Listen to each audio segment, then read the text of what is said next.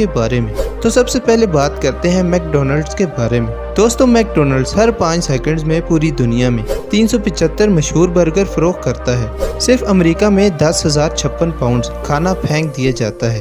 हर 5 second में American pizza के 1750 टुकड़े खाए जाते हैं। किटकैट चॉकलेट के बारे में तो यकीनन हम सब जानते हैं। दोस्तों, पूरी दुनिया में 2009 किटकैट चॉकलेट्स खाई जाती हैं, वो भी सिर्फ 5 सेकंड में। दोस्तों, अमेरिका में कैंपेल नाम का एक सूप है। इस सूप के तकरीबन 500 कैंस हर 5 सेकंड में खरीदे जाते हैं। और अगर बात की जाए हॉट डॉग्स की, तो हर 5 सेकंड में 2750 हॉट डॉग्स खाए जाते हैं, वो भी सिर्फ अमेरिका में।